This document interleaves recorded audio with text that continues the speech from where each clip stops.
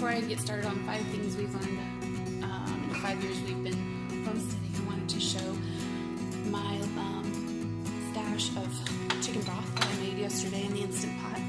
I just pop off the top, stick it in the microwave, and for about a minute, and I drink it kind of lukewarm. It's delicious. So I'm gonna go outside. So I've decided to do the 5 things I've learned. I probably could get 5 more things from my husband, but we moved here 5 years ago from San Antonio. We're in the Houston area, north of Houston, and long story short, we had kind of started homesteading in our little suburban plot there and thought we'd stay there for a long time and retire onto some acreage. But my husband lost his job, and we thought, hey, maybe this is the opportunity that we've been waiting for. The Lord wants us to, and we just were able to find this beautiful little 2 acres in this house that was perfect for our family at the time. It still is, even though we've grown by 2 kids.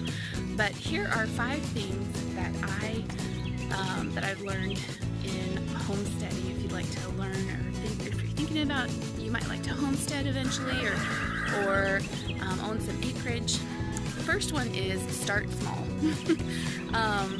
And when we got our 2 little acres, and I thought 2 acres, that's it. But we had to buy a riding mower. We bought a 0-turn, which was it cost as much as a small used car at that point. And so you know, eventually we got sheep to be our lawnmowers, but unfortunately they don't even like the long grass. They like the new grass because it's sweeter.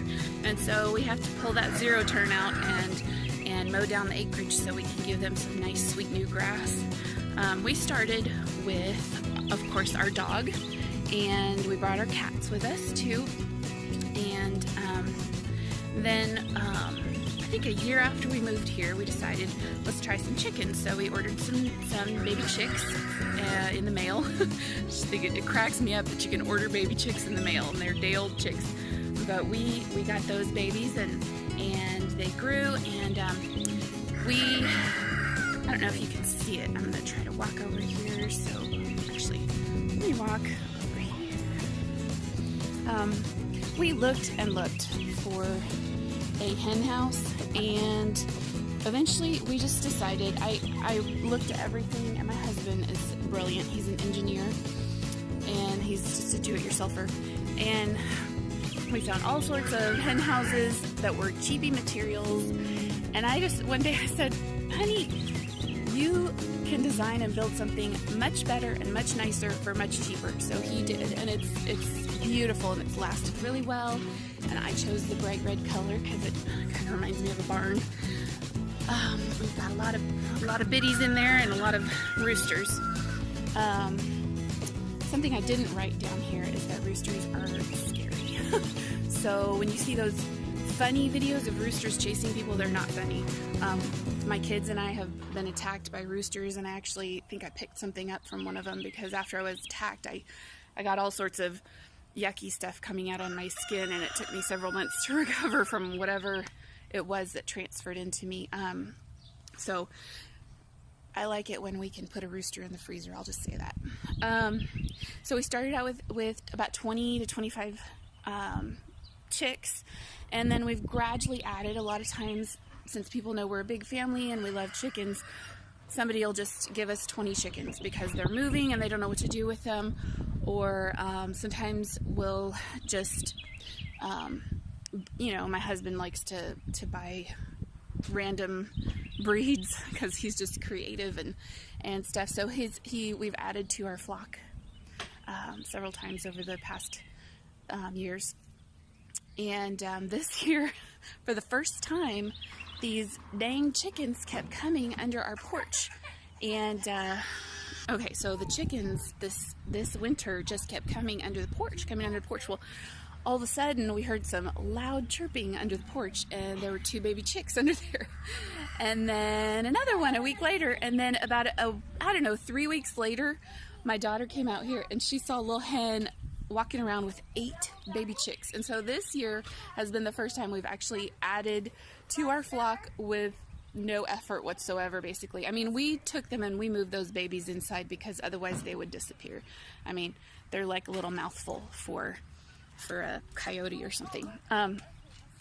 So I talked about our 0-turn mower and building yourself.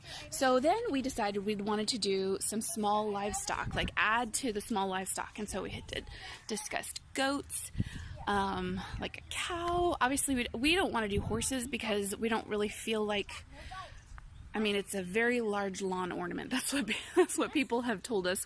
I mean, I love horse. What was I saying? So I could have been like horse crazy girl, but I've got 6 kids. I homeschool, and I need some usefulness right now. I just need smaller livestock that are less expensive and provide some sort of service or valuable thing, like that we can eat or that we can get some sort of product from, milk or. And so we looked at goats, and like, I'm kind of like, this maybe is dorky, but I was like, everybody I know who's ever raised goats started looking like them, and I don't want to look like a goat.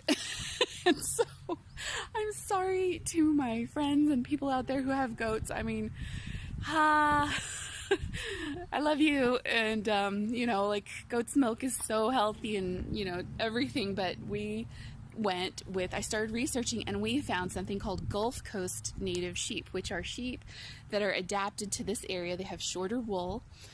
They're very parasite resistant, and they are predator resistant. And so we started with 2 ewes, and we rented a ram, and we got 3 baby lambs that year.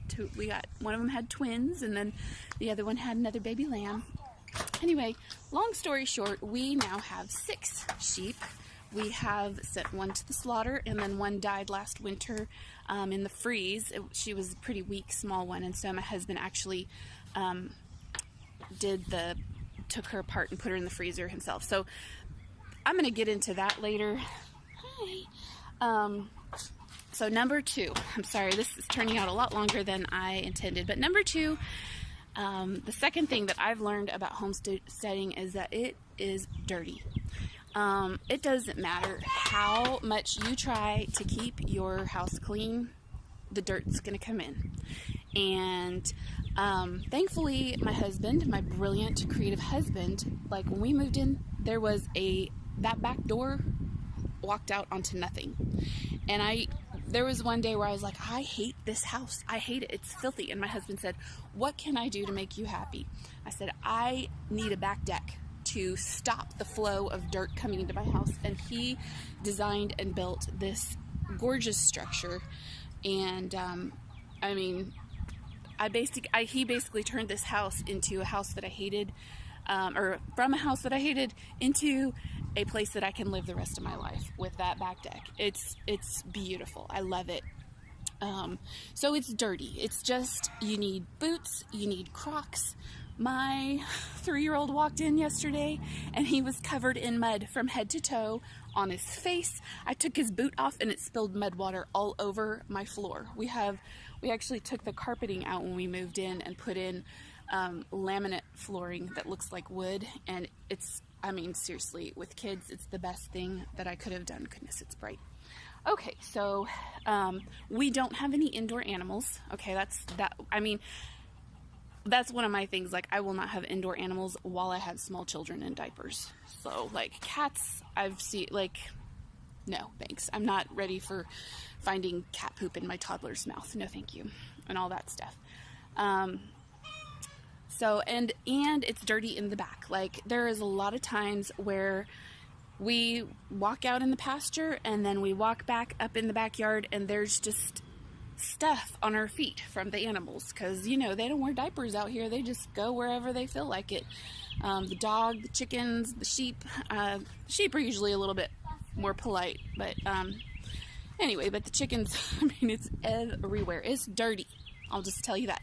If you don't like dirt, then stay in the city. Number 3, animals are easier to raise than plants. That's what my husband and I have found.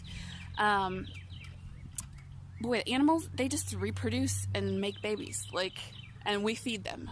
They eat the grass, they eat the bugs, they eat our scraps from the kitchen. Plants die a lot, and they're easy. Like, we had Hurricane Harvey and it flooded our garden. The year before, we planted a garden and it dried out because we never got rain, and we're just busy folks, so we didn't have time to water every day, or we didn't remember to. I remember one year we planted some green beans and the kids harvested them. We were so excited. We got enough green beans for one meal for our family, and boy, those were delicious. But seriously, I could have gotten that many green beans for about $2 at the store. Like, the animals are easy, and right now we've got 4 dozen eggs in our fridge, fresh eggs, and so they just keep laying them, and we just keep giving them feed and giving them our table scraps, and they just keep plopping out those eggs, and it's like extremely healthy protein. Or like, you know, a rooster gets too mean and all of a sudden we've got a nice chicken in our freezer and some bones for bone stock. Plants, it's been a lot harder. This is something that as our younger children get a little older, I hope that I will be able to garden and do some of this. So that animals are easier than plants. The Texas weather is just, this last few years has been pretty crazy in the Texas weather. I mean, especially with Hurricane Harvey. If you can see, this tree used to be a stunning oak that gave this whole part of the yard shade. This right here that you can see, that is 1/3 of the tree. It got struck by lightning during Hurricane Harvey, and 2/3 of it were removed by chainsaws. And so, do you see all this wood down here? That is left over from 2 winters of burning wood in the fireplace, letting our neighbors and our friends come grab wood. We had so much wood from that tree, and it's so sad that it was struck by lightning. I don't even know what my point was. But my point was the crazy Texas weather. That's, you know, it's just been nuts here. So I mean, maybe it'll quieten down and we can figure something out and grow some plants, but for now we buy a lot of our plants at the store, and we eat a lot of our protein off of our land. So number 4, this is super important. Make friends with your neighbors. We live on 2 acres here. We have these people moved out. Unfortunately, the landlord would not fix their house, and so it became uninhabitable, but that was basically my kid's best friend for 2 years. And then our friends across the dirt road have been our babysitters since we moved in. They have 4 beautiful daughters, and all of their daughters almost have been our babysitters. And I mean, in a pinch, I'm like, if anything happens, you go tell Miss Lorna and get her to come over or whatever. I mean, we can count on them for anything. Next door, my kids have made best friends with the man and his wife, Bill, and his wife, Margaret, and they don't have kids, and so, I mean, basically our kids are kind of their kids. They give them free stuff all the time. Old tennis shoes. They came home one day with a giant bag of bullet casings that they had collected from his yard, and they said, "Bill, let us come and dig up treasures in his yard." And I thought, man, that was pretty smart of him to get y'all to come clean his yard up for him and tell you that they were treasures. And so they just have a lot of fun with him. We have a couple other neighbors a little bit further down the road, very sweet people. John, he raises cows, and we bought a grass-fed cow from him a year and a half ago, and we still have a couple steaks in the freezer from that. I mean, that fed our family, but the cost of buying it from him came out to, with slaughter and everything, came out to about $3 a pound for grass-fed beef. And I'm talking steaks and ground beef. I can barely find the cheapy ground beef for $3 a pound at the grocery store. So that, I mean, our neighbors are awesome. And when he took that cow to the slaughter, and he took one for himself and one for us, and then he actually took the one sheep that we sent to slaughter with him for no extra charge or anything. He just, put him in the trailer and took that for us. So just sweet people. We adore our neighbors. the neat thing is that we are all introverts, and so it's like we stay out of each other's way, but if we ever need each other, we are there. There's been a couple times when I lost a toddler. I didn't know where he was. He wandered off. One time he wandered off, and John and his wife got in their golf cart and zipped all up and down and found him all the way at the end in the very last neighbor's yard. Another time, Bill got on his bike to help me look for my, I guess he was 1 or 2 at that point, and he had actually shut himself in our car. And then another time, our babysitter across the street heard us yelling, and she came out and helped us look for our little guy. So, like, these people are salt of the earth, sweet, wonderful. So, I mean, when you're homesteading, like, your neighbors, I guess all I can say is in the zombie apocalypse, I'm happy to live around these people because they're awesome. They're sweet, kind people that I know. They've got our back. They love us. They care about us. We care about them. And we'll do anything for each other because that's just how it is in the country, and I love it. Let's see. Okay, so number 5 is if you want to homestead, you have to have a sense of humor and be flexible. There are times when there's just poop all over the front porch. The chickens decided that they wanted to go and graze in the front yard, and there's just lots of chicken poop. There are times when our 2 cats got pregnant and all of a sudden we have 15 kittens, and it's like, what in the heck are we going to do with these kittens? Just crazy stuff. My husband's out here and the ram is chasing him around.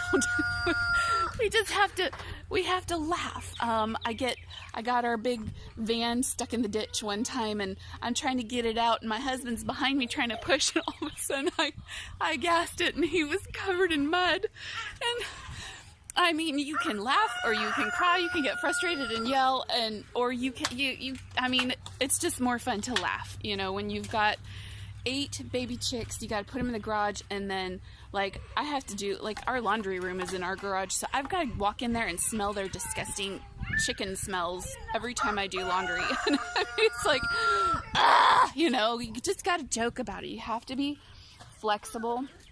You have to be creative. I remember our neighbor, when my husband was putting in he bought a post hole digger, put in fence posts, and then he didn't know how to stretch the wiring, because we can't afford a tractor. I guess we could afford a tractor, but we don't need one for 2 acres.